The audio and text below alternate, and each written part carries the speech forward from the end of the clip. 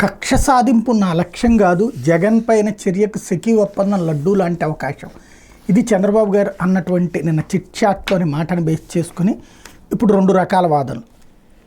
ఓ పక్కన సొంత తెలుగుదేశం పార్టీ వాళ్ళే మేము అదే చెప్పింది మొదటి నుంచి ఆయన అంతే వదిలేస్తుంటాడు అని కొంతమంది, అదే సందర్భంలో మరికొంతమంది ఏమో ఆయన ఎందుకు కక్ష సాధింపు చేయట్లేదు అన్నటువంటిది. ఇక్కడ పాయింట్ తెలియక లేదా సగం తెలిసి సగం తెలియక మాట్లాడుకునేటటువంటి మాటలు. ఆయన అంత అమాయకుడేం కాదు. సెకీ ఒప్పందం ఏంటిది? కేంద్ర ప్రభుత్వంతో ఒప్పందం. కేంద్ర ప్రభుత్వంతో ఒప్పందం తీసుకెళ్ళి జగన్ని జైల్లో పెడితే మోడీని జైల్లో పెడతారు తీసుకెళ్ళి. దాంట్లో కేంద్ర ప్రభుత్వంతో కుదుర్చుకున్న ఒప్పందం. దాంతో అదాని వాళ్ళు వచ్చి చెప్తారు మేము డబ్బులు ఇచ్చామని.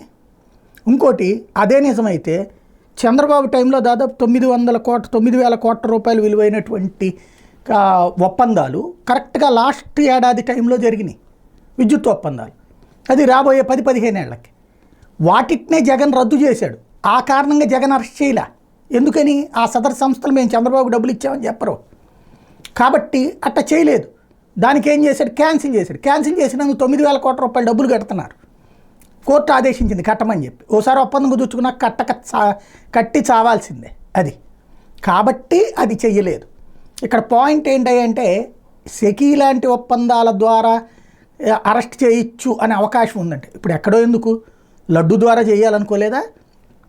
విజయవాడలో వరదలు వస్తే అదేది పడవలు గుద్దుతే బ్రిడ్జి కూలిపోతుందని అట్లాంటి వాటితో కేసులు పెడితే కోర్టులు నవ్వుతాయి కాబట్టి పెట్టలేదు. మంచి టైం కోసం చూస్తున్నారు, పాయింట్ కోసం చూస్తున్నారు. ఇంకొక కాన్సెప్ట్ కూడా ఉంది. తనని జైలుకి పంపించడం వల్ల మళ్ళీ తను సీఎం అయ్యారు.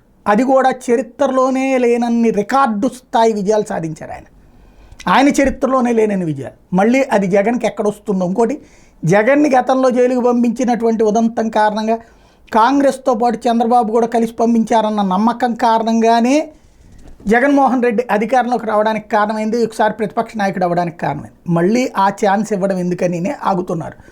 ఎవరైతే హడావిడి చేసేటటువంటి వాళ్ళు మీరు అట్లాగా లొంగిపోతే ఎట్లా, లేకపోతే అట్లా సైలెంట్ అయిపోతే ఎట్లా అనేటటువంటి వాళ్ళందరికీ అది తెలియని అమాయకులు, వాళ్ళు అమాయకులేం కాదు. కాకపోతే వాళ్ళు ఇలాంటి మాటలు మాట్లాడడం అదొక మైండ్ గేమ్ నడుపుతూ ఉంటారు అందరూ.